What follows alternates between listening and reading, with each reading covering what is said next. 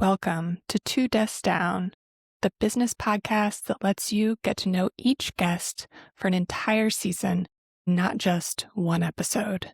I'm Erin Taylor, the owner of Luname Strategy, and I'll be your host every season as we explore business, life, and everything in between.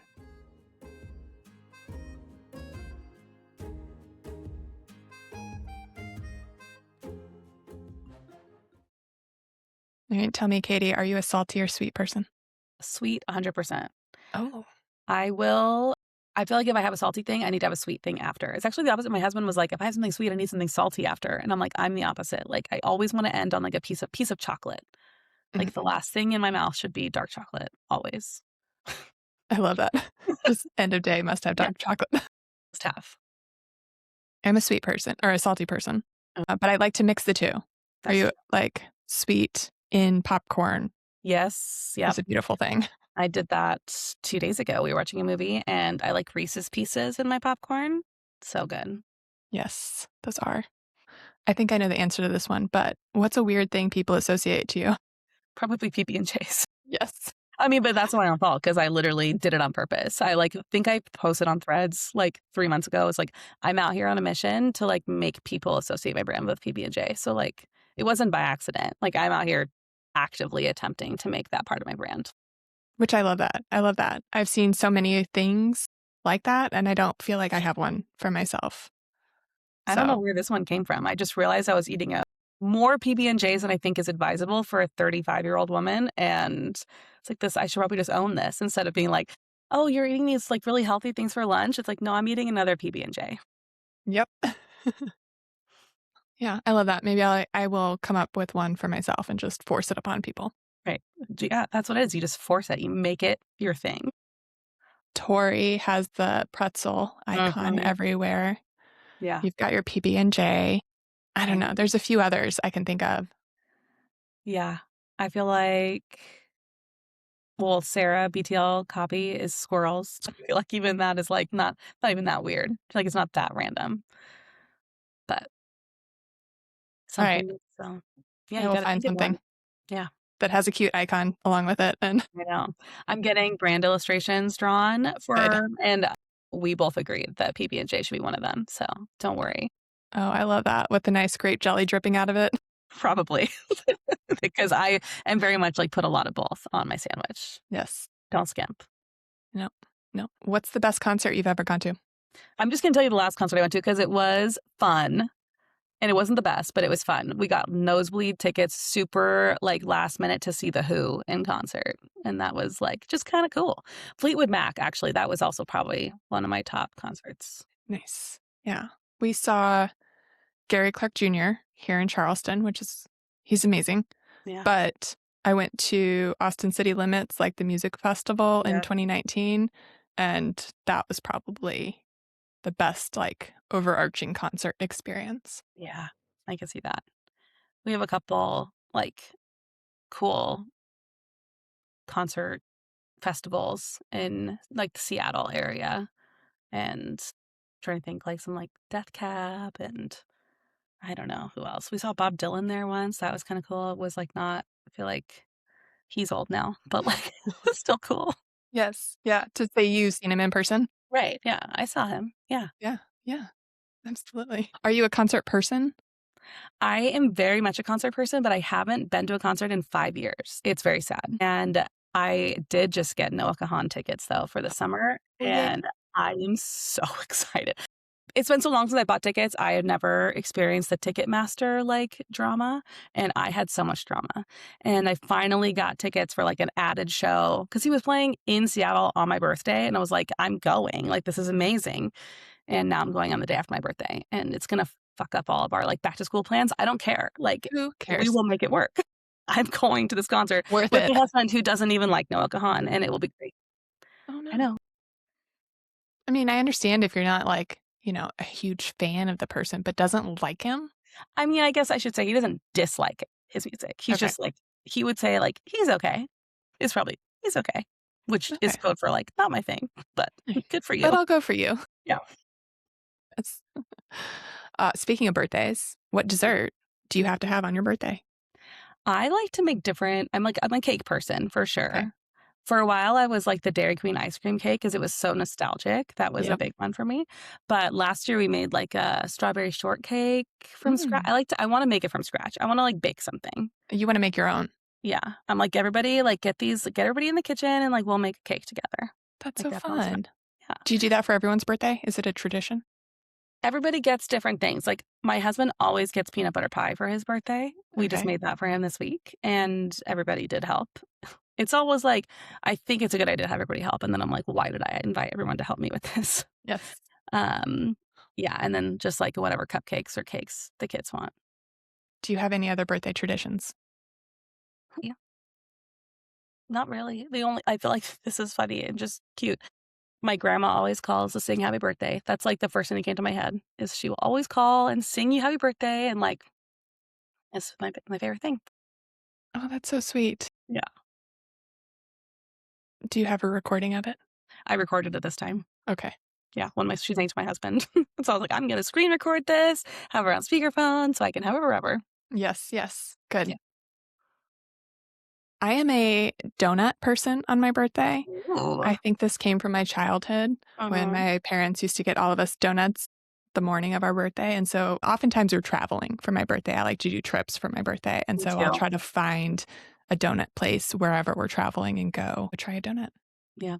I think a big question I also have is, like, you've already answered it for yourself, but do you wanna, like, have a rot day or do you wanna have, like, an adventure day for your birthday? Because I wanna, like, go somewhere. I wanna get in the car Yes. and drive and have an adventure, and, like, a lot of people don't want that. They just wanna, like, chill, and I'm like, "No, I wanna do something really fun." Yeah, that's good for you. But I want an adventure. I mean, I can do a chill adventure, but I Yeah. want to get out and do stuff.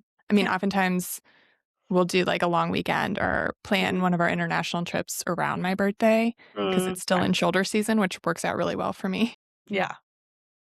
But yeah, I like to do things on my birthday. The Yeah. one year I said, nope, I'm going to stay stateside. I'm going to stay in my town and I'm just going to plan a dinner with my friends. I booked out a restaurant and that was 2020 and that got canceled. So I was like, that was a bad omen. Never doing that again. Yeah, don't ever do that again. I know, I had big plans for and my birthday was my golden birthday. My 30th birthday was my golden birthday, and that happened in 2020, and I did not get to do anything for my special 30th golden birthday. That sucked. Maybe 40. All right. So for those who don't know you, give us a brief introduction. My name is Caitie from Caitie Couples Creative. I am a website copywriter who happily side quests in launch copy and email copy. I write for all sorts of different online business owners, and I live in Washington State. And if you haven't listened to the other episodes, go listen to them now and you'll learn more about Katie. A lot more. So tell me, what problem are you having in your business? My current problem is my schedule, trying to figure out how to do all the things I want to do and need to do in a schedule that is both structured and flexible. Because if I've known anything about making plans, is that like someone's going to wake up puking and those plans are going to go to hell. Like, I just need to be able to roll with it. But everything from like, what day of the week is the best week to have my kickoff calls? How far apart should I schedule those kickoff calls? And then like, are there certain days of the week that are like, am I doing themed days? Am I not doing themed days? Am I doing a little bit of my own stuff every day? Like, I like to work on my own stuff on Wednesdays, but now I'm like, maybe I shouldn't be doing it on Wednesdays. Maybe I should be doing it on another day of the week. I kind of started that way because of like my old schedule, but my life is totally different now. I don't know. My schedule's a mess. I think this is so common to have, and I've got so many questions before we get into ideas. Please hit me. What tools do you use for your business to track your work and your client load? This is a great question. I use Sunsama for my daily task manager. I don't currently use a longer term project manager because I have set up in Asana and ClickUp and Notion and abandoned all three. And I refuse to spend another minute trying to trying to set things up only to leave it like in the dust. And I feel like Notion might be good for me, or I feel like ClickUp could be good for me, but I just don't have the time or capacity to like make it work. So Yep. those are the two big ones. I use Google Calendar, and that's like where I kind of plan out my I have different calendars for like confirmed client projects and tentative client projects. That way I can like see when I'm like working on different things and kind of map things out that way. I use Notion already for like housing different tools, different templates, different like all the different things. So like I'm using Notion a lot. And then I'm like obviously big on like Google Docs. And Airtable? No, I have Airtable and I use it for some things. I do have like an Airtable form for my testimonials.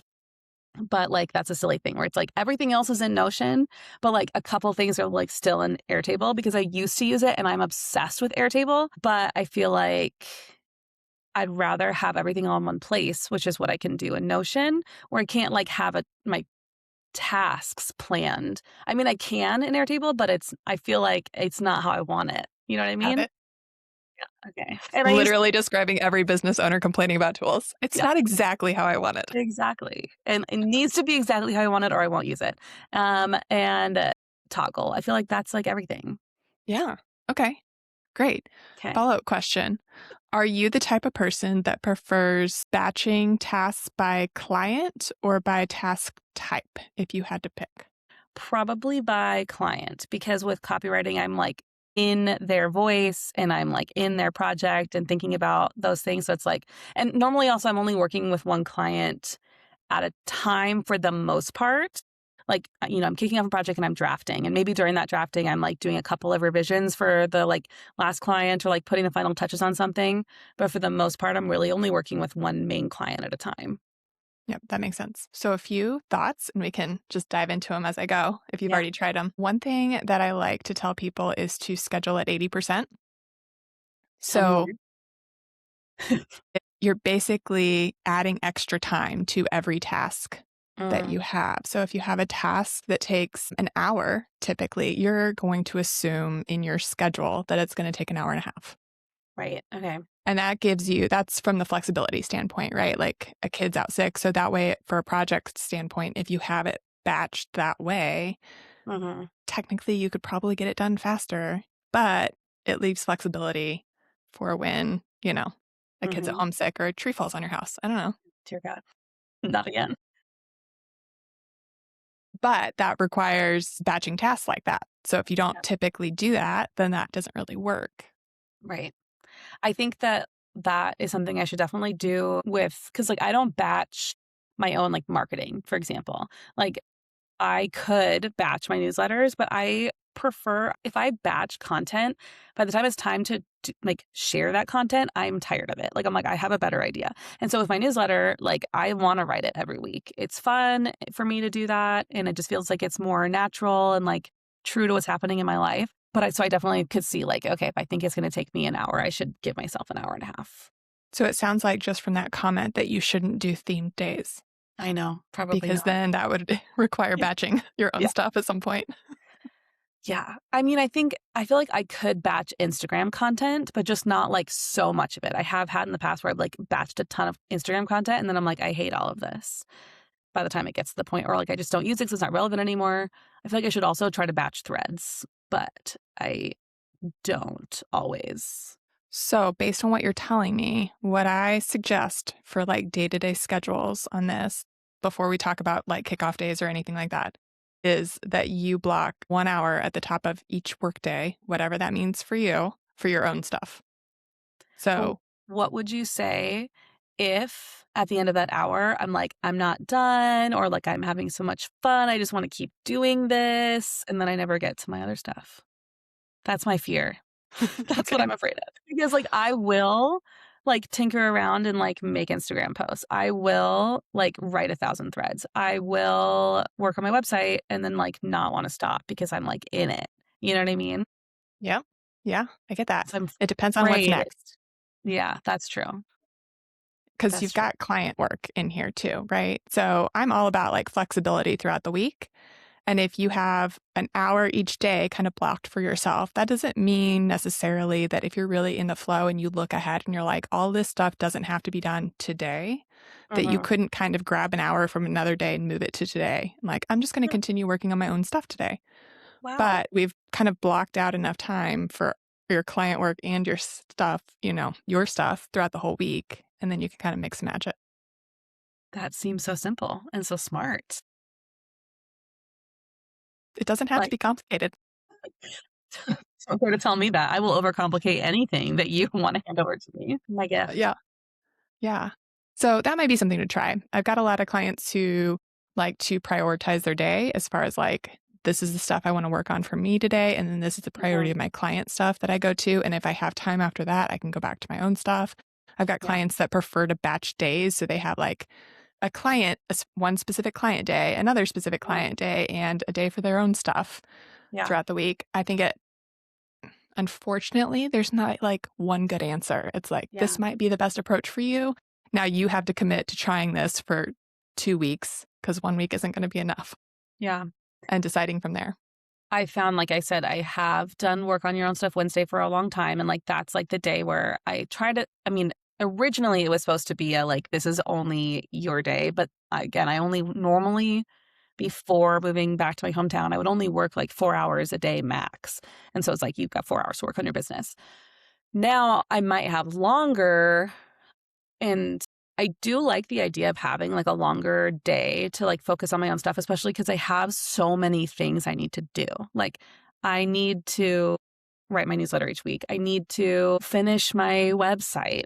I need to be posting on social media. I have like a product or not product, an offer that I'm launching, a collaborative offer that I'm launching soon. Like, there are all these things that I need to be doing. I feel like it could be nice to do them all in one day. But also now at this phase, I feel like Wednesday is not, I feel like it almost would be harder for me to like start doing, maybe like Monday would be better. Like work on my own stuff on Monday, but I can't have work on your own stuff Monday. It doesn't sound as good. My Monday. What's another I have Monday for me? Mondays are for me, me Monday, because we talked about this. I host a online co-working call on Wednesdays that is also called Work on Your Own Stuff Wednesday. Like, am I going to change the name of the call? I don't know. It's just there's But so you don't many. have to because that's just 1 hour. So if you took the True. approach of 1 hour a day for your stuff, you could still use that hour on Wednesday. Yeah. Okay. Okay. You're making I a lot don't of know about you, but oftentimes when I block a day and say, I'm going to work on all of this stuff for my own business, suddenly I have zero inspiration or motivation to work on my own stuff. And sense. it's the days that I have other things on my like to-do list that I Mhm. suddenly have like all of this pent up creative energy for my own stuff. Yeah. No, that's very relatable. So Very. that's why I like to have the flexible week. Like I can Yeah. bump things to the next day Yeah. and stay in this energy. Yeah. That's true. And I think that sometimes with like a work on your own stuff day, I mean, and it can be flexible. Like you said, it can be flexible. But I feel like with my work on your own stuff Wednesdays, a lot of times I end up like working on client stuff that day anyway. So I just like am in the middle of something or like I have a deadline. Life is crazy and you can't always control what's happening to your schedule. And so you're like, I've got to make up for it. Okay. Okay. You're making sense. Yeah. Yeah. I like the flexibility approach. I also personally take the view of nothing happens on week 5. So, those few times a year where the month gets that 5th week, those Uh-huh. are free weeks. Nothing kicks off that Mm. week. Nothing crazy happens that week. That's the week to like reset. That's the week I could do more stuff for my business. Oh So, never do a week 5 startup. my gosh. I love that. I love that so much. I also like with my schedule, this is probably not like the healthiest way to like live my life, but my kids go to sleep and I like a lot of times do want to work on my business. Like there are things that I want to work on. And so I've like made it unless I have like a crazy deadline or like, one time recently I had a client who switched from like a one-page website and then she decided she wanted to do like a full website. And we were kind of just like scrambling to like fit it in around our schedule, like me and the designer. And so like I would work on it after in bedtime. But for my goal is that if I ever pick up my laptop after my kids go to bed, it's for myself or something I want to work on. So there's that like space too. Yeah. It's I a like maybe. that. I was going to say that's a bonus space. Think of that as Yes. bonus time because I would Don't count hate, on it, yeah, I but don't want you to be forced to pick up your laptop no, after bedtime. no, it's not good. But like last night I watched New Girl and I made an Instagram post that I'm going to post today, probably. So Great. Love yeah, that. like that's fun. Yeah. Yeah. And you can do it in your hour block for yourself, right? Yeah, I can do that. Yeah. So for kickoff calls, I want to know more about your process to tell you what day is Oh. best for you, because I have an inkling. But talk to me about what happens the first, like the days right before a kickoff call, the kickoff call, and the days immediately after the kickoff call. What does that Yeah. look like? So the client has a very lengthy questionnaire to fill out before we kick off. And that I always tell them is due 48 hours before we kick off. And so like the immediate days before the kickoff call, I'm reviewing that. I'm like planning the kickoff call. I'm like pulling out what questions I have for the follow-up questions. I am like doing some, like, I already know a lot about the client because we did a discovery call. Like I made the proposal, I made the questionnaire. But I'm doing some more research into them. I'm like thinking about their questionnaire responses, and maybe I'm like starting to like plot ideas onto the like wireframe draft I've like set up for them. So like setting up their Google Doc. There are these little things that I am taking care of as we prepare. And then we have the kickoff call, which is like 60 to 90 minutes. And then immediately after that, I am, I mean, I used to go right into SEO research, but now I have a partner for that, which I'm excited about. So I will get the SEO research and then I can just start drafting. Got it. Do you do you want things to marinate for a while before? I am a kind of person who I feel like best like at my computer, like starting to write things. Like if I'm like, people always talk about like I'm on a walk and like the perfect idea came to me for like my writing. And I'm like, that doesn't always happen to me. Like I'm more of like I'm writing and I'm like, oh shit, that was good. And like it just happens when I'm writing. It doesn't happen later. It happens when I'm at my computer. Got And when do you currently have kickoff calls? I feel like it varies. I feel like I can't decide if how much like leeway I should give because like clients have their own schedules too, right? Like what day do they want to be having calls? I feel like I was doing Mondays because then it was like I have the whole week to like get into their project and like try to make a lot of progress. And then I realized that didn't really work because if I said 48 hours, a lot of times they were giving me the thing, like their questionnaire on Friday. And then I'm like looking at it over the weekend, which was not ideal. And then I was like, maybe I could do Tuesdays, but that still doesn't give like, I don't know. So I don't have a set day for kickoff calls at the current moment. I always recommend putting things in business hours. So 48 business Right. hours That makes instead of 48 hours Yeah, that makes might sense. fix your problem. Simple solution. Simple solution again for the win. But I would say it sounds like to me, depending on the call days that you like to do, that a middle of the week kickoff options like a Tuesday, Wednesday, or Thursday Yeah. would be best, because then you have a day to prep no matter what. And then you have a day afterwards for any follow-ups or like things you need to immediately start writing without feeling like you want to work on the weekends. Yeah. Yeah. That makes sense. And I don't know what your schedule is, but personally, I like to do those earlier in the day because I Yeah. like to give myself space to kind of Right. process through my notes that same day after a kickoff call. Yeah. I definitely have had times where like the client, like it worked best for them to like kick off later. And then it's like, okay, it's dinner time. And like I don't get to like do anything with my notes. And like that sucks. Yeah. So, but then it's hard because time zones. I mean, at least I'm on the West Coast. So that works in my favor. Mm-hmm. Kind of. Right? Or Does it not. not? Don't talk Like about time time zones. zones are that mystery thing. Say like the time, like I want to meet at like 12 o'clock. It'd be like 3 o'clock for that. I mean, I don't know. Maybe it doesn't. We don't need to get into the math. This will be a long episode, just us discussing time zones. Great. But if they wanted to kick off at 9 a.m. Eastern. I have had early kickoff calls. Like I'm not opposed to that because it's nice to like just get that part done and then like have the day to do the work. How long do you say your kickoff calls are? Like 60 to 90 minutes, depending on like how big their project is. And you only have one project at a time, right? Mm-hmm. Yeah. I feel like the middle of the week might be the win. It makes sense. And then I'm trying to decide, like, now that like I've got these projects kind of stacked up against each other, I'm telling them like we're going to kick off like this week, like the week of whatever, like March 23rd. And trying to decide, I guess, like my initial thought is I want to have those kickoff call, like the next kickoff call, like after I finish like the big drafting, like the draft is done for the past client. And now we're only like maybe in revision stages. But then like sometimes you don't know when that's going to happen.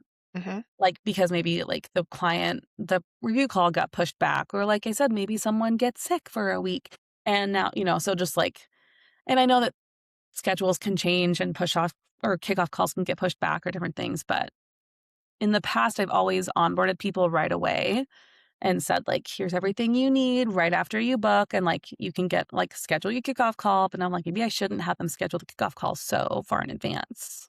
You can if you build in a buffer week, Mm. because some clients, I'm guessing, have more revisions than others. So that Mhm. process takes longer or shorter. Yeah. I always offer 2 rounds of revisions. We have one live review call where we like share the screen and talk about it. The second round is like asynchronous, almost like 99.9. I don't even know if I've ever had a second review call ever. But like it's a possibility. Most of the time the second round is like just polishing like the last couple things up. Gotcha. So it's that time period that you'd kick off the next project. Yeah. So it might be interesting when I talk about this with clients, I like to set up 3 projects, like test projects in a calendar and see what they look like overlapping each other and just think about like what are the potential things that might pop up in the middle of this. Right. I usually do that in a Asana or ClickUp, but whatever. Mhm. Google Calendar will Whatever. work too. I mean, even grabbing Canva and like pulling up a calendar, a 3-month calendar, and like different colors in there for each client project and thinking about how they would overlap. Because like there's holidays and like weird things that pop in there Sure. that throw off schedules too. But a simple way to think about it that might help you would be just like every 2 projects add a buffer week. So Yeah. it's like then there's like instead of kicking off during the second round of revisions after the second project, you like do a full week later. And Right. then you've got that week every few projects to help with any swings. No, that's a good idea.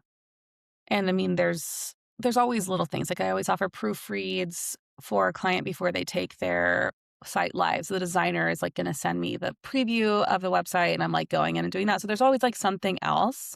And Hmm. I'm like, oh my God, like what if I made a case study about like the website that just launched? Like there are things I could do with that extra week, you know? Oh, yeah. Oh, yeah. There's Well, we plenty. talked about all the stuff you want to do for your own business. I could decide if I want to try ClickUp again or whatever Yeah. else, you know, like there are things to do.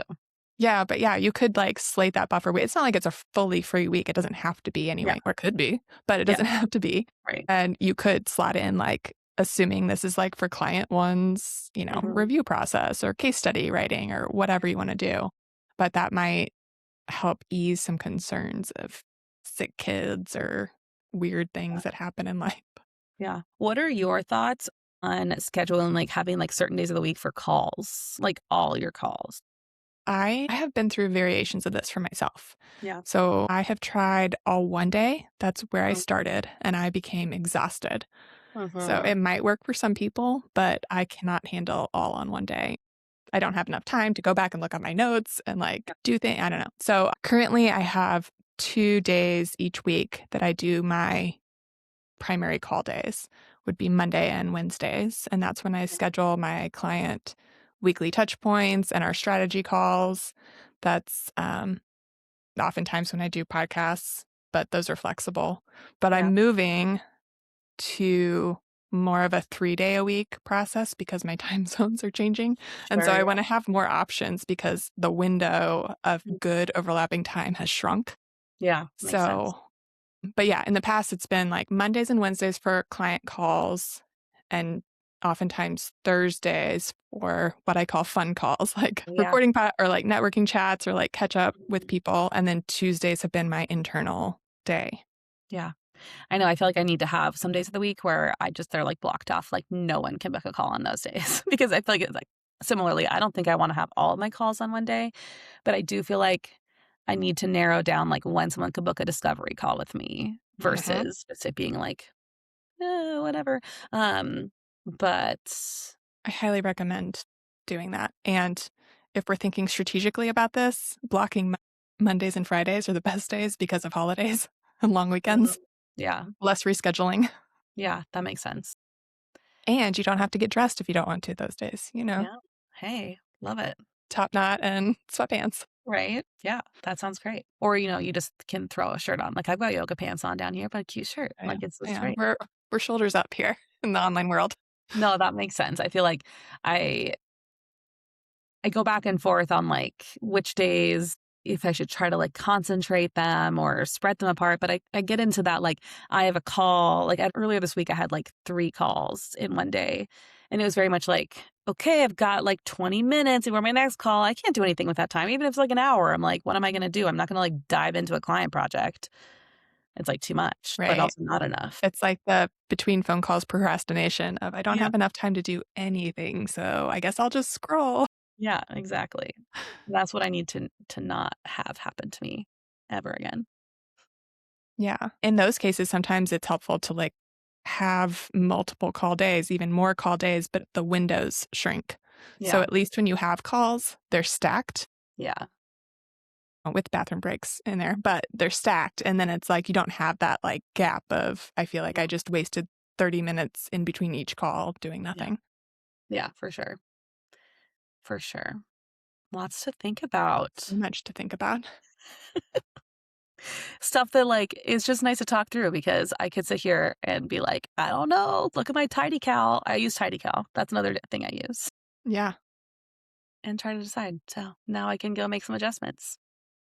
Yes. I like to play with it in Google Calendar, do blocks and just see what a week would look like if I did certain things. Like, I don't know. Sometimes it's like, how does that feel? Does that feel stressful?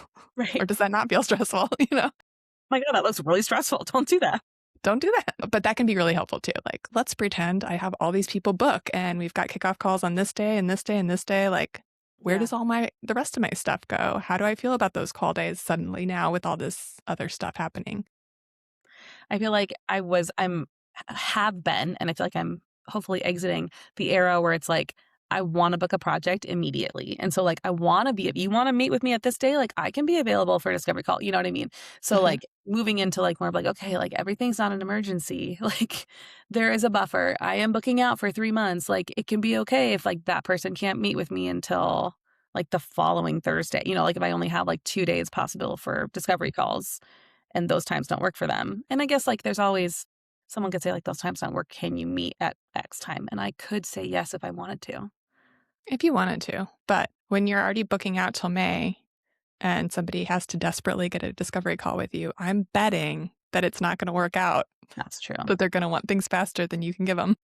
I do always tell them in that like initial before they can book, I'm like, this is what it costs and this is what I'm booking. If those things work for you, feel free to book a discovery call here. Right. If not, Yep. don't book that call because we don't need to do that. Exactly. Exactly. I like to remind all my clients during stressful times, myself included, that nothing we do is life or death. It can I always wait know. till tomorrow. Yeah. There are no copywriting emergencies. Nope. No, we're not surgeons. We're Yep. not EMTs. Nope. It'll be fine. It'll be fine. It will be fine. I Yep. just need to like tattoo that or like put it right here. It will be fine. What's the worst that can happen? Yeah. Yeah. I mean, a tree call in your house and that already happened. So like, Yeah, and that's not even the that's it. worst. That's not even the worst. All right. So you've got ideas? I have ideas. And like I said, after we get off, I'm going to go do some things. Awesome. All Yeah. right. We will talk next time. Okay. Thank you.